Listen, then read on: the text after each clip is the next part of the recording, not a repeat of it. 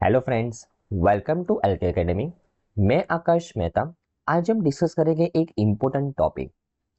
Topic का नाम है friends, responding to the terror attack in Pahalgam. Yes friends, आप सबको पता है पहलगाम के अंदर अभी बहुत ही भयानक टेररिस्ट अटैक हुआ है, राइट।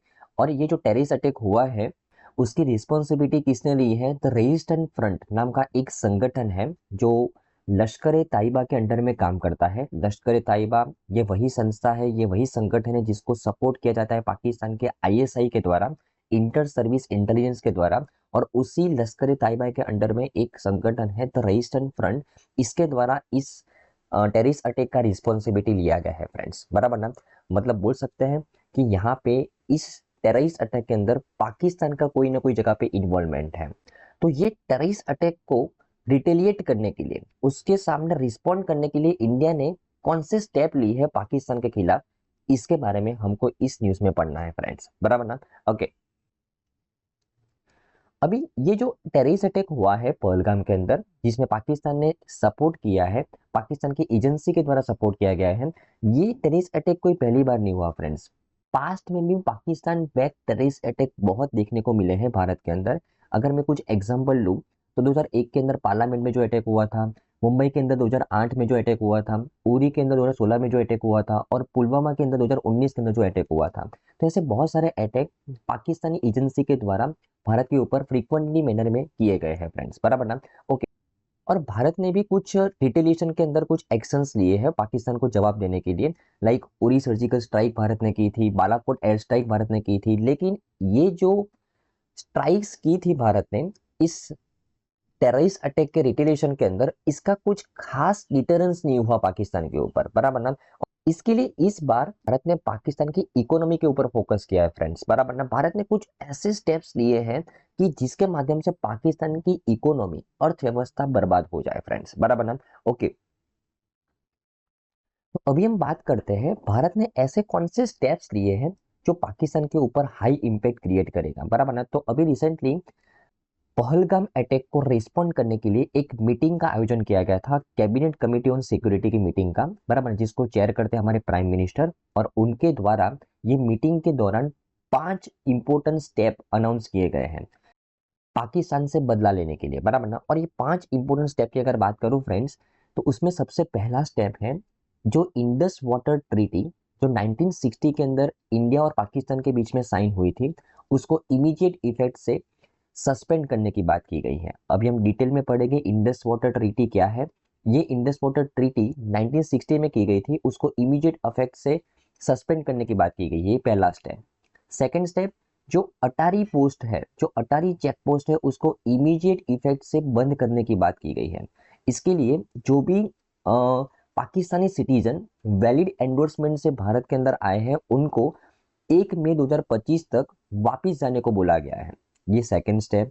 थर्ड स्टेप, जो भी Pakistani nationals SAARC visa exemption scheme, SAARC visa exemption scheme के अंडर में वीजा लेके भारत में आए हैं कोई ना कोई पर्पज से, वो पाकिस्तानी नेशनल्स को 48 आवर्स के अंदर भारत छोड़ने की बात की गई है। ध्यान में रखना है, सार्क वीजा एग्जेम्पशन स्कीम, ये सार्क है ना, एक ग्रुप है जिसमें इंडिया और पाकिस्तान दोनों मेंबर कंट्रीज हैं, और इस ग्रुप के अंडर में वीजा एग्जेम्पशन स्कीम अनाउंस की गई है। और ये सार्क वीजा एग्जेम्पशन स्कीम के अंडर में जो भी पाकिस्तानी नेशनल्स ने वीजा लेके भारत के अंदर एंट्री की है कोई ना कोई पर्पज से, उनको 48 आवर्स में भारत छोड़ने की बात की गई है, बराबर है।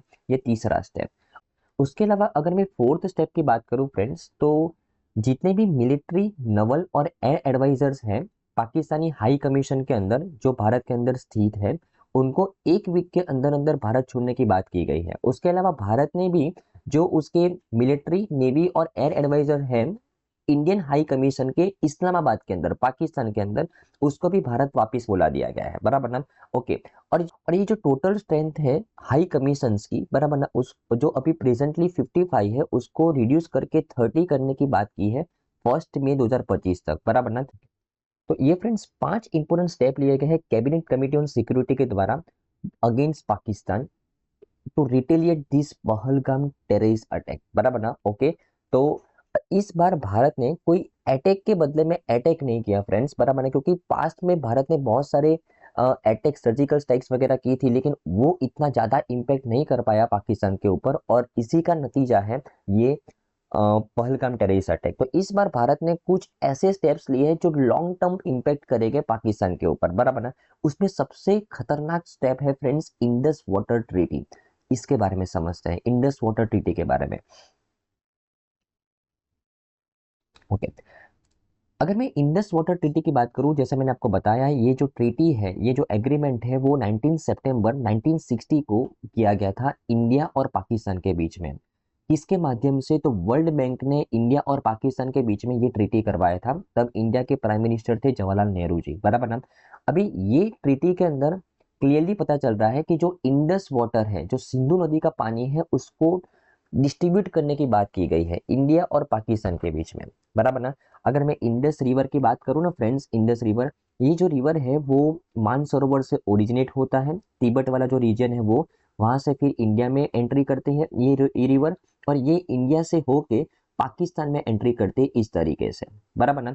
ओके, तो ये इंडस रिवर की कुछ ट्रिब्यूटरी रिवर्स भी है, लाइक झेलम, चेनाब, रवि, बियास और सतलेज, बराबर ना। तो ये इंडस और उसकी ट्रिब्यूटरी जो नदियां हैं, बराबर, उसकी जो सहायक नदियां हैं, उनके पानी को डिस्ट्रीब्यूट करने के लिए इंडिया और पाकिस्तान के बीच में एक ट्रीटी साइन की गई थी, इंडस वाटर ट्रीटी। कि कौन सी नदी का, कौन सी ट्रिब्यूटरी का पानी कौन यूज करेगा, कितना यूज करेगा, ये सब इस ट्रीटी के अंदर लिखा था, जो 1960 के अंदर साइन हुई थी इंडिया और पाकिस्तान के बीच में। किसके द्वारा की गई थी? वर्ल्ड बैंक के द्वारा ये ट्रीटी करवाई गई थी इंडिया और पाकिस्तान के बीच में, बराबर ना। ओके, और ट्रीटी के अंदर क्या लिखा था फ्रेंड्स, कि जो वेस्टर्न रिवर्स है, चेनाब, झेलम और इंडस, इंडस, झेलम और चेनाब, ये जो तीन नदियां है ना, ये जो तीन नदियां है, उसका पानी का जो राइट्स है वो ज्यादातर किसके पास रहेगा? पाकिस्तान के पास रहेगा। और रवि, बियास और सतलेज, ये जो तीन नदियां है, उसका जो पानी का जो राइट्स है वो ज्यादातर किसके पास रहेगा? इंडिया के पास रहेगा, बराबर ना। तो ये जो वेस्टर्न रिवर्स है, चेनाब, झेलम और इंडस का पानी का ज्यादातर राइट्स पाकिस्तान को देने की बात की गई। और जो ईस्टर्न रिवर्स है, सतलेज, रवि और बियास, उनके पानी के ज्यादातर राइट्स किसके पास? इंडिया के पास रखने की बात की गई इंडस वाटर ट्रीटी के अंदर, बराबर ना। ओके, अभी ज्यादातर राइट्स का मतलब क्या हो गया, कि अगर फॉर एग्जांपल ये इंडस, झेलम और चेनाब नदी के ऊपर अगर इंडिया को कोई पावर प्लांट बनाना है, या तो फिर उसका कोई स्टोरेज करना है, तो ये कुछ subject to the all conditions होगा। मतलब आपको पहले परमिशन लेनी पड़ेगी, तभी जाके आप उसके ऊपर पावर प्लांट बना सकते हो और उसका स्टोरेज कर सकते हो, बराबर ना।